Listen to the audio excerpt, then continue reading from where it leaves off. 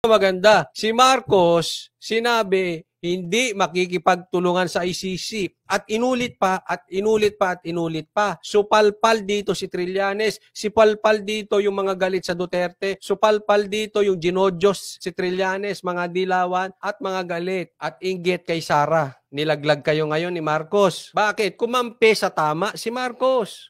War on drugs ng nakaraang administrasyon. Ayon kay Pangulong Marcos Jr., walang jurisdiksyon ang ICC sa Pilipinas. At kung nandito na anya sa bansa ang ICC... Sabi dito, palamura ba yung jukebox vlogger na yan, Idol Coach? Hindi. Ano siya? Palatawa. Lahat ng sasabihin niya may tawa. Gaganon. Investigators ay wala ring ahensya ng pamahalaan na maaaring tumulong sa kanilang investigasyon. Let me say this for the 100th time. Ayan.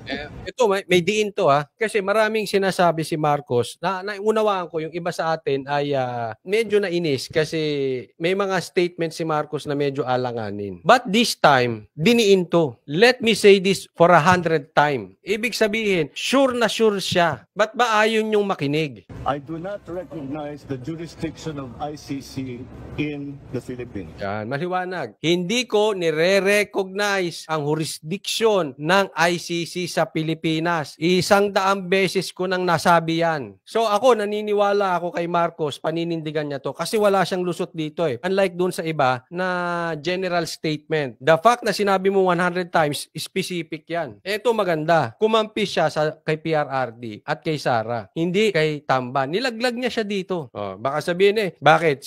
Si Tamba ba yan? Sino ba ang galit sa Duterte? Sino bang galit kay Sara? Hindi natin alam. But definitely, dapat makinig. Ako kung hindi kayo involved, makinig kayo kay Marcos. Huwag niyong sirain si Marcos. Kumakampi si Marcos sa Duterte. Ito lang, hindi ko sinasabing lahat But importante ngayon. Gaya nung kay Aimee, sabi ko, huwag nating suportahan si Aimee. Pero tama yung sinabi ni Aimee regarding Tamba. Na meron siyang video na nagpapabayad si Tamba. This time naman, tama rin si Marcos. Kinampihan ang Duterte. Makinig po. Hindi ko po pinagbabintangan. Boying, Secretary Abalos, o kung sino man mga involved na posibleng si Tamba. Trillanes, makinig ka na rin. Maliwanag sinasabi ni Marcos. I consider it as a threat to our sovereignty. Therefore, the Philippine government will not lift a finger to help any investigation that the ICC conducts. However, hindi kami magtataas kahit isang daliri. In short, hindi kami mag-e-effort. Wala kaming gagawin diyan sa ICC na yan. So, hindi kami makikipagtulungan. Mga sekretary, makinig po kayo kay Marcos. Huwag kayong panira. Huwag kayong dunung-dunungan. Mga sekretary, sinisira ninyo. Kayo nga sumisira sa unity team Hindi dapat kahit anong ahensya papasukin or hindi papasukin na makipagtulungan sa ICC. As ordinary people, they can come and visit the Philippines. Pero hindi kami tutulong sa kanila. In fact, binabantayan namin sila. Yun. They can come and go sa Pilipinas, pero hindi kami makikipagtulungan sa kanila. Sa katunayan nga, eto, tinatagalog ko lang ang sinabi ni Marcos nyo. Sa katunayan nga, binabantayan namin sila.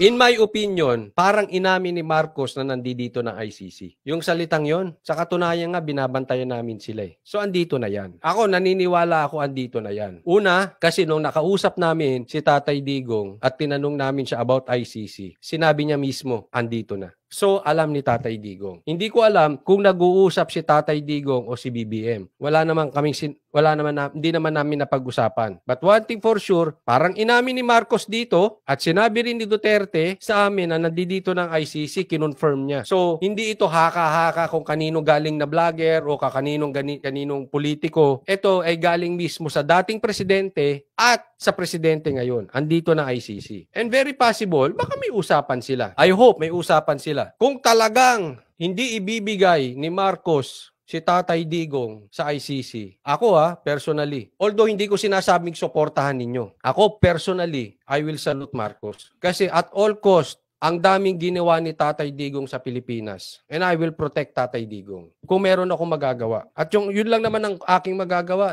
Kung may tutulong kay Tatay Digong, labanan ng ICC, kay anong kulay niyan, tutulungan, pupurihin ko. Ganon yun eh. Let's protect. At tayong mga DDS, let's protect Tatay Digong. Huwag nating papasukin yung ICC. Kawawa. Kawawa si Tatay Digong. Ang daming ginawa, may edad na, tapos kakawawain natin, ibibigay natin sa kamay ng iba dahil sa mga pangarap ng mga ibang mga politiko. Ako ay hindi sasang-ayon dun. So, kung kahit kaaway ka or hindi ka kaaway, kay ano kulay mo, if mag-uusap tayo, you just protect Tatay Digong. And I know ito yan eh. Babalik ko yung sinabi ko kanina. Alam ni Tatay Digong ginagawa niya. Ulitin kasi itong sasabihin ko sa inyo, lalabas sa bibig niya in time. Nakita namin yung totoong kulay, alisin ko yan. Nakita namin yung totoong kulay ng mga sinasabi niyang mga politiko. So medyo kahit papaano nababasa namin yung diskarte. So pagkatiwalaan natin siya. Ang importante, lilitisin kung kailangan litisin si PRRD. Lilitisin siya ng Korte ng Pilipinas, lilitisin siya ng mga